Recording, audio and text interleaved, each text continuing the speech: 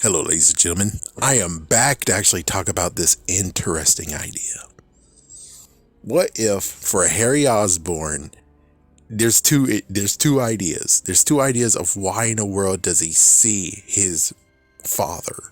Yes, he's psychological, but what if his psychological mixed with the fact that he was around his dad, and since his dad had the Oz serum, it has side effects with people around him. But mainly he is around his son, somewhat. So let's just say that he's around his son somewhat. And since he's around his son more than anything, there are side effects of where he starts hallucinating, but it's kind of like what happened in Static Shock. You had Richie and you had Quiet. You had Virgil and Richie. Virgil was at the Big Bang event. Richie was not around him, but he was hanging out with Virgil almost every single day. Eventually, second hand wise, he actually developed powers as well. It was lesser than, but he developed powers. What if that's what happened?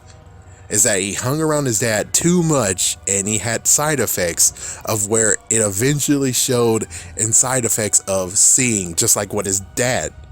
He doesn't even have the powers of his dad, but he gets to see what exactly he gets to see, which is pretty bad.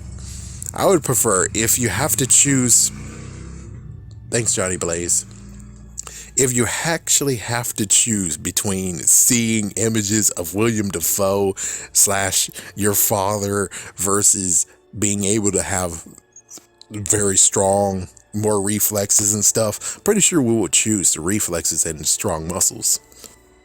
But that's one. The second one is, what if the serum actually worked and it worked so well? Because notice that in the first Spider-Man, he took the serum, he's able to do so much, and then he got stabbed by the glider and he died.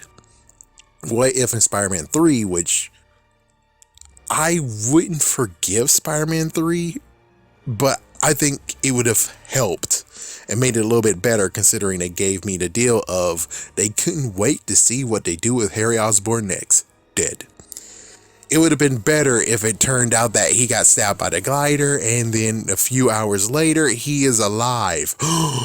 So if he's alive, and of course he had to have his face being recovered too, please. I would prefer that his face recovered than his face is messed up and now it's like, and he has to go out in public with that messed up face? Dude.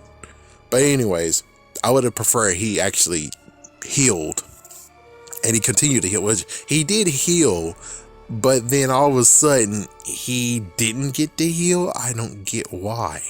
I would prefer you continue to heal him. If you continue to heal him, then something's up where it's like, I guess don't heal him completely. At least have his eyes be a little bit weird, where it's like there's a little bit of regression of it's slowly healing itself. So then when he actually gets stabbed, he gets taken out, and then it turns out that within a few hours he woke up and he's alive.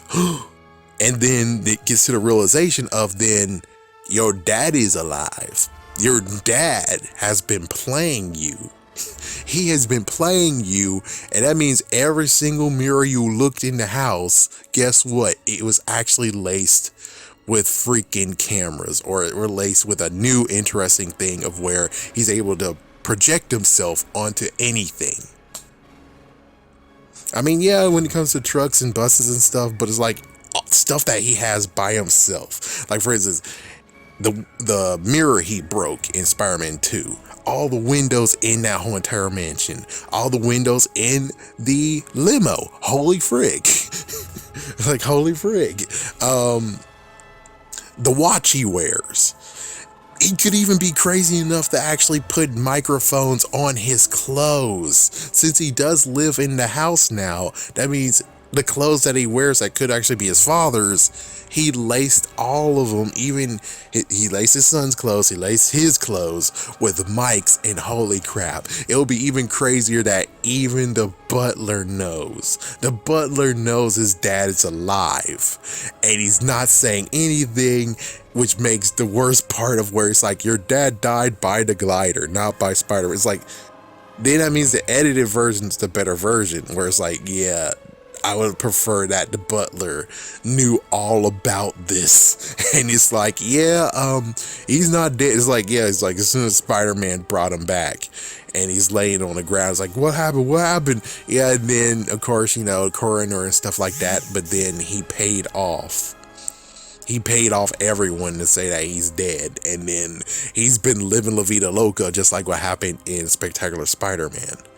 So I would have preferred that one, because that would have been like a, oh my gosh, because it'd be like, yeah, so instead of the whole thing of it ends with the funeral, it's more like he went with his friend. It'll be cool where Peter and MJ goes to a grave and lay flowers. We thought it was Harry, but lo and behold, Harry's here too, and he puts flowers on his dad's grave as well. And then it's messed up where it's like, he's alive, and it's like, well, if you're alive, and yeah, and then they actually do the messed up thing of digging up his grave, and it's like, his grave is empty, his freaking coffin has nothing in it. Oh my gosh, oh my gosh. I would have preferred that ending. I would have preferred that ending. At least that would have been so freaking awesome. And of course, then that means that they had to be forced to do a Spider-Man 4. They would be forced to do one. They'll be forced to do one with the Goblin to say what's going on here. They'll be forced to do it. It would make it see fun sense being like, oh, then that means that now they're going to take a book from Spectacular Spider-Man. Now you're going to have Norman Osborn being like, yeah, I'm going to just take freaking Vulture, and I'm going to give him upgrades and stuff, and make them think that the Vulture actually is him. And it's like, oh my gosh. Oh my goodness. It's like, that would be cool. That would be a new twist and turn. Oh my goodness. That would have been cool, but they didn't choose that. Anyways, I'm Webbing out. Peace.